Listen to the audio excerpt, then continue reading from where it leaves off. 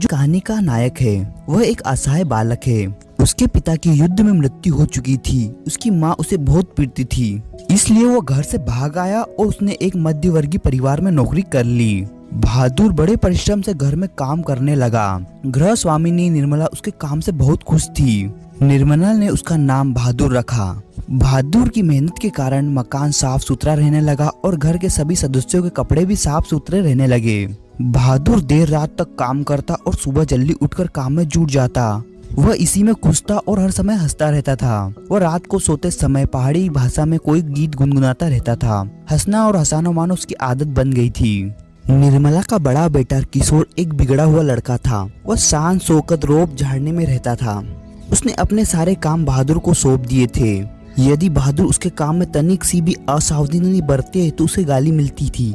इतना ही नहीं, वह छोटी छोटी बातों पर बहादुर को पीटता भी था। पीटकर बहादुर एक कोने में चुपचाप खड़ा हो जाता था और कुछ देर बाद वापस घर के काम में जुट जाता था। एक दिन किशोर ने बहादुर को सुअर का बच्चा कह दिया।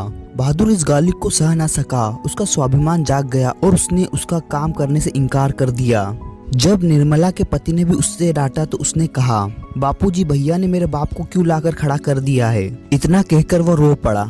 शुरू में तो निर्मला बहादुर को बहुत प्यार से रखती थी तथा उसके खाने पीने का ध्यान रखती थी, लेकिन कुछ दिनों बाद उसका व्यवहार भी बदल गया। उसने बहादुर की रोटी सेकना बंद कर दिया।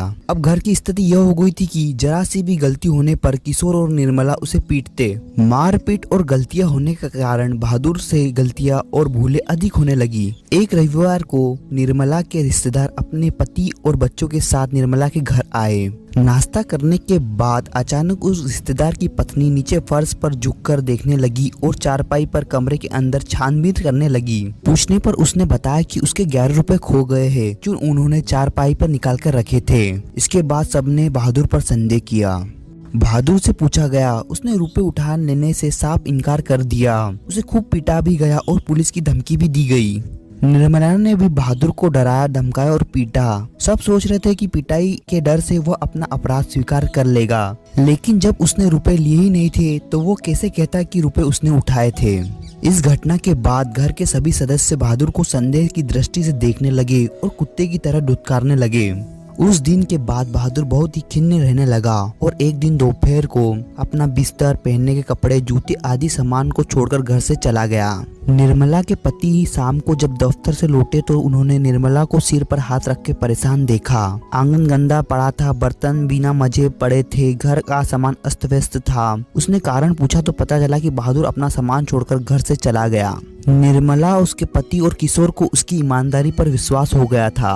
उन्होंने कहा कि रिश्तेदार के रुपए उसने नहीं चुराए थे।